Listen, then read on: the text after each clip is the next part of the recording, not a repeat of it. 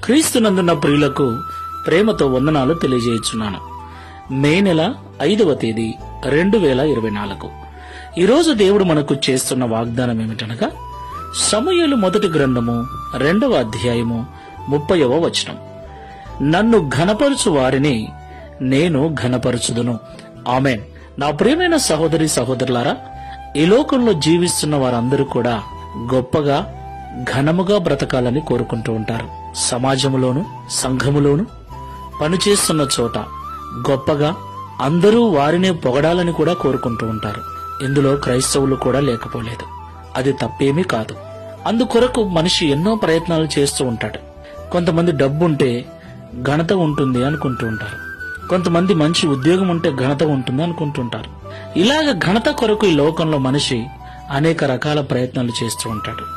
నా ప్రియమైన సహోదరి సహోదరులారా, డబ్బు శాశ్వతం కాదు, ఉద్యోగము శాశ్వతం కాదు. అవి ఉన్నంత వరకే ఘనత. అవి పోయాక జీవితము తారుమారవుతుంది. అయితే ఈ లోకంలో దేవుని బిడలుగా జీవిస్తున్న మనము నిజమైన ఘనతను పొందుకోవాలి.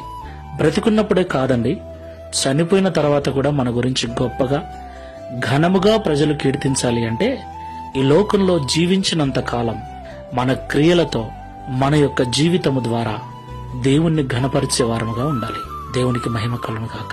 ఈ లోకంలో ఎవరైతే దేవుణ్ణి ఘనపరిచేవారుగా ఉంటారో వారినే దేవుడు ఘనపరుస్తానని వాగ్దానం చేస్తున్నాడు. ఈ మాటలు వింటున్న ప్రియ సహోదరి సహోదరుడా, ఎలా ఉంది నీ జీవితం? నువ్వు ఘనతను కోరుకుంటూ ఉన్నట్లయితే ఆ ఘనతను ఇవ్వగల దేవుణ్ణి నువ్వు ఘనపరిచేవాడవుగా ఉండు. ప్రార్థన చేసుకుందాం. ప్రేమ స్వరూపుడా, పరిశుద్ధుడా, మీకు స్తోత్రాలు.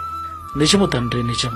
మేమందరము గొప్పగా బ్రతకాలని ఘనత సాధించాలని కోరుకుంటున్నాం. ఆయా రకాల లోక భోగములు కలిగి ఉంటే ఘనత వస్తుందని ఆశపడుతున్నాం. అది పొరపాటని, అది కొంతవరకే ఘనతనిస్తుందని మాతో మాట్లాడారు. గుణశీలుడవైన నిన్ను ఘనపరుస్తూ మా క్రియల ద్వారా, మా ప్రవర్తన ద్వారా, మా భక్తి ద్వారా నిన్ను ఘనపరుస్తూ నీ కీర్తిని మేము లోకములో చాటినప్పుడు మమ్మల్ని కూడా ఘనపరిచి మేము బ్రతికున్నప్పుడే కాదు, చనిపోయిన తర్వాత కూడా ప్రజలు మమ్మల్ని గుర్తు పెట్టుకునే గొప్పవారిగా చేస్తారని మాతో మాట్లాడారు. ఈ ప్రార్థనలో ఏకీభిస్తున్న మాకందరికీ అలాంటి మనస్సును అనుగ్రహించమని, బ్రతికి ఉన్నంత వరకు మాటలతో, చూపులతో, తలంపులతో, మా క్రియలతో నిజమైన భక్తి చేస్తూ నిన్ను ఘనపరిచే వారముగా ఉండుటకు సహాయం చేయమని, తద్వారా ఈ దిన వాగ్దానమును మా అందరి జీవితంలో నెరవేర్చి మీ నామమును మహిమపరుచుకునమని యేసు నామములో ప్రార్థిస్తున్నాము తండ్రి. Amen. Praise the Lord. God bless you.